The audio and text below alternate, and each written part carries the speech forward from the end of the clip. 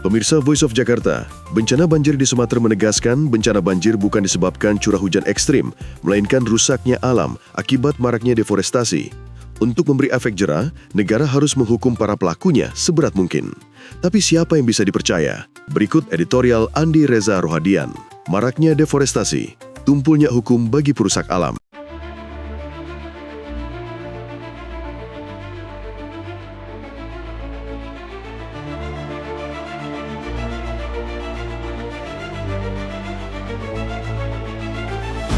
Kisah kelam penegakan hukum terhadap para pelaku deforestasi.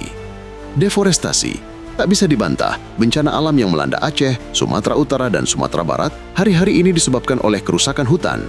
Menurut Global Forest Watch, Indonesia telah kehilangan sekitar 259.000 hektar hutan alam pada 2024. Pulau Kalimantan, Papua, dan Sumatera menjadi penyumbang terbesarnya.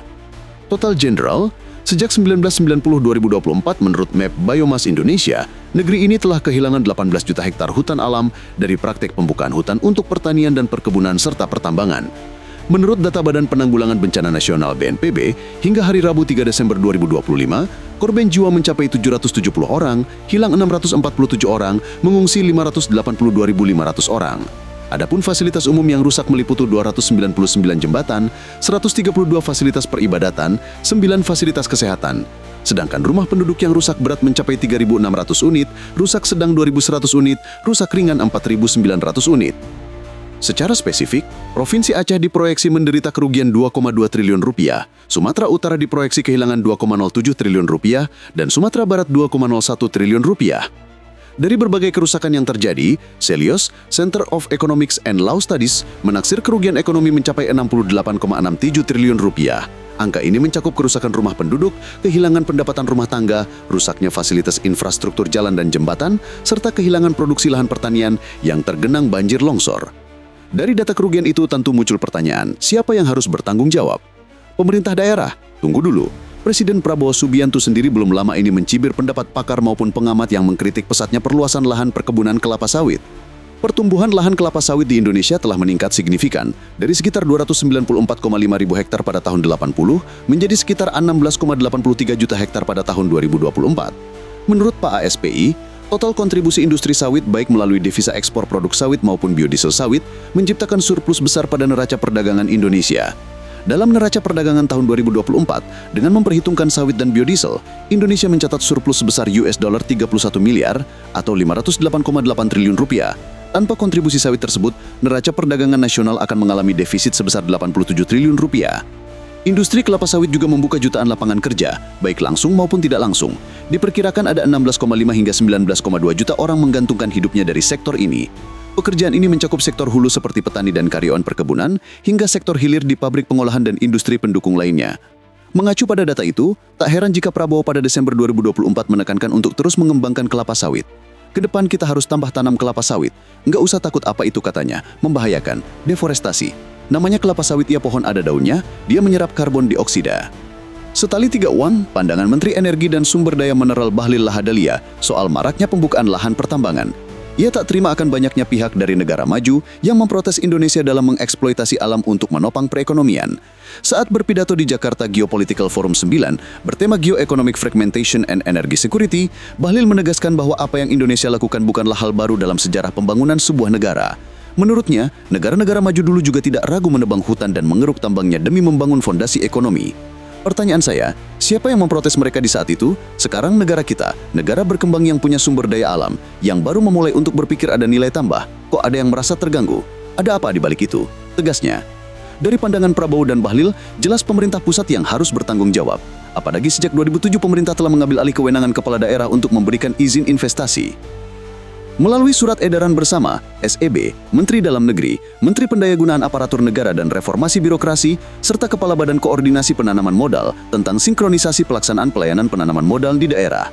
Pemerintah terus mendorong penguatan program pelayanan terpadu satu pintu terkait perizinan investasi di daerah. Salah satunya dengan mengeluarkan SEB ini, pemerintah daerah didorong untuk menyerahkan sepenuhnya kewenangan investasi ini kepada penyelenggara PTSP. Sebab, hampir sebagian besar daerah di Indonesia masih memberikan kewenangan ini kepada kepala daerah. Mekanisme ini, selain memperlambat keluarnya izin, seringkali menjadi pintu korupsi dengan jumlah signifikan.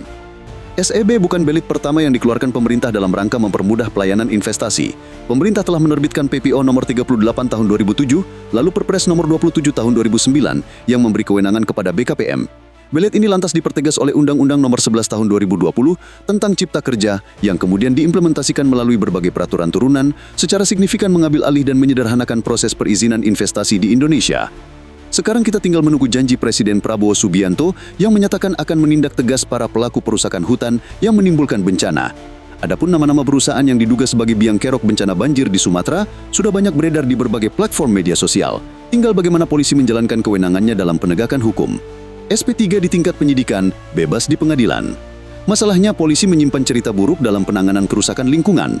Syahdan, pada tahun 2007, Polda Riau melakukan penyidikan kasus tindak pidana lingkungan hidup dan kehutanan, pembalakan liar. Polda Riau bergerak cepat, memeriksa puluhan saksi, pelapor, masyarakat, menyita dan mengamankan 133 ekskavator, alat berat, dan ribuan lok kayu, menetapkan sekitar 200 tersangka dari 14 perusahaan perkayuan di Riau, milik 2 pabrik pulp dan kertas terbesar di Asia Tenggara, 7 perusahaan di bawah PT Riau Andalan Pulp and Paper, Raja Garuda Mas April, dan sisanya di bawah PT Indah Kiat Pulp and Paper Sinarmas Groups APP.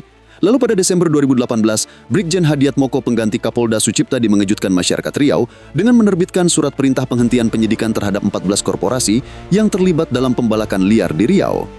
Korporasinya adalah PT Mitra Kembang Selaras, PT Riau Andalan Pulp dan Kertas, PT Arara Abadi, PT Suntara Gajah Pati, PT Wanarokan Bonai Perkasa, PT Anugerah Bumi Sejahtera, PT Madukoro, PT Citra Sumber Sejahtera, PT Rimba Mandau Lestari, PT Inhil Hutan Pratama, dan PT Nusa Prima Manunggal. Total nilai kerugian negara akibat illegal logging 14 korporasi mencapai 18 juta hektar. Kisah tak sedap lainnya muncul dalam kasus pembakaran hutan dan lahan gambut. Pada 21 Maret 2016, Supriyanto dilantik sebagai Kapolda Riau menggantikan Doli Bambang Hermawan. Setelah dilantik, Brigjen Supriyanto langsung menerbitkan SP3 untuk 12 dari 18 korporasi yang telah dilakukan penyidikan terkait kebakaran hutan dan lahan. Sebelumnya 3 perusahaan sudah di SP3 saat Kapolda Riau masih dipimpin oleh Brigjen Doli. Kalaupun ada perkara yang diajukan ke meja hijau, hasilnya hanya bisa membuat masyarakat mengelus dada. Lihat saja catatan dan analisis ICW terhadap putusan kasus illegal logging selama tahun 2005-2008. Dari 205 terdakwa yang terpantau dan muncul di permukaan, sekitar 66,83% diantaranya divonis bebas atau 137 orang. Vonis di bawah 1 tahun dijatuhkan terhadap 44 orang, 21,46%. Vonis 1,2 tahun terhadap 14 orang, 6,83%, dan di atas 2 tahun sebanyak 10 orang, 4,88%. Begitulah rusaknya negara ini adalah akibat lemahnya penegakan hukum. Tak salah bila metafora hukum tajam ke bawah, tumpul ke atas begitu populer saat ini. Pemerintah hanya berani menegakkan hukum terhadap rakyat jelata. Sebaliknya, terhadap orang-orang penting, apalagi yang berkontribusi dalam memperkuat kekuasaan, pedang demi keadilan mendadak tumpul.